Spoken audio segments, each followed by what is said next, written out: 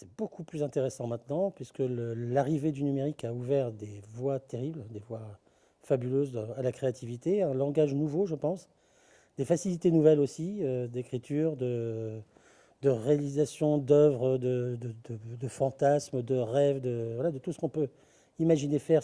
On a l'impression que tout est possible grâce à ce numérique. Et encore, ça ne fait que débuter.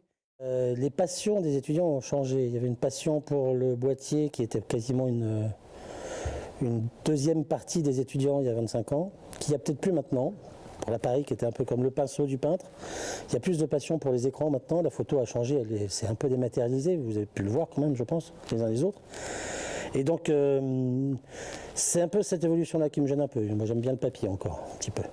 Néanmoins, l'intérêt, c'est qu'ils sont nés avec l'informatique, ils sont nés avec un ordinateur dans leur berceau pratiquement, et que ça n'a aucun secret pour eux pratiquement, et que donc ils sont très vite très créatifs. L'outil informatique n'est pas un problème pour eux, peut-être moins que l'appareil photo, et ça leur permet aux étudiants d'être très très très créatifs.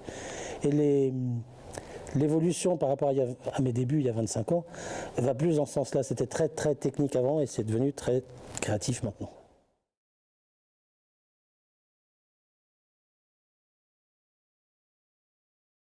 L'évolution technique fait qu'on est photographe, on est graphiste, on est vidéaste, on ajoute des cordes à son arc au jour d'aujourd'hui. Et ce que je ressens par contre, c'est un très grand appétit qui se répand pour la photographie en général, pour comprendre comment on fabrique les images, pour comprendre le vocabulaire de la photographie.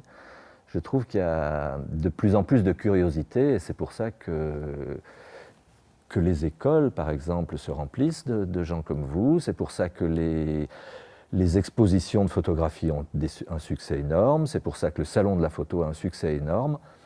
Ce qui me réjouit et ce que je retrouve à travers vous, mes élèves, c'est la même passion que celle que j'avais quand j'avais votre âge, si on peut dire, et que cette passion qui est vivante chez vous, elle est toujours vivante chez moi.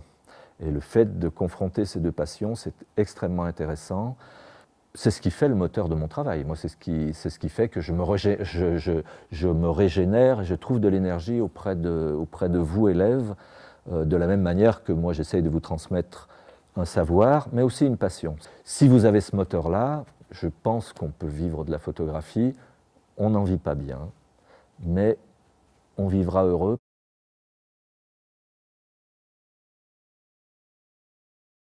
La photographie aujourd'hui, c'est un grand pas en avant vers la liberté. La liberté et donc la démocratie également, et l'utilisation par le plus grand nombre, c'est ça, hein, et qui ne demande pas de connaissances préalables complexes, comme par exemple le noir et blanc. Donc le développement de la photographie aujourd'hui, on en est au balbutiement, je pense.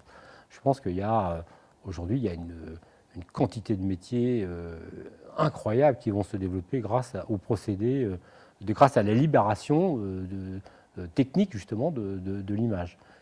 Je suis extrêmement étonné de la qualité du travail de mes étudiants. Je trouve ça très en avance sur ce qui se fait même à l'extérieur. Et je trouve qu'un étudiant d'aujourd'hui a une qualité, un regard, et une intelligence, une pertinence, une perspicacité, je dirais même, infiniment plus développée qu'un étudiant d'il y a peut-être 15 ans ou 20 ans, vous voyez.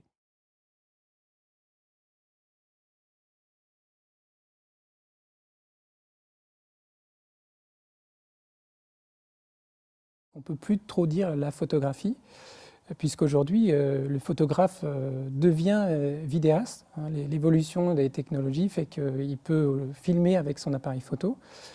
Et donc, ça ouvre des perspectives énormes, hein, puisque l'univers de la photographie va côtoyer l'univers du film, l'univers de l'image en général. Ça peut devenir des tableaux vivants, ça peut devenir des films. Aujourd'hui, il y a la notion de pomme, de petit objet multimédia qui peut imbriquer la photographie, le film. Les élèves, ils apportent beaucoup de choses parce que bon, ils ont un regard aujourd'hui sur leur jeunesse qu'on n'a pas forcément nous, professeurs. Donc il y a un échange à ce niveau-là. C'est toujours enseigner, c'est aussi apprendre à écouter les autres. Et pour ça, j'apprends beaucoup d'eux. Je pourrais reprocher qu'ils ne sont pas suffisamment curieux, justement ouverts sur l'ensemble des arts liés à l'image, ou des arts en général. Ils sont un petit peu cantonnés dans leur scolarité, les sujets qu'on leur impose, et ne sont pas assez curieux et ouverts sur l'extérieur. Il n'y a pas que l'école est faite, heureusement. Il y a bien d'autres choses. Donc il faut à un moment sortir de son vase clos et aller s'épanouir ailleurs.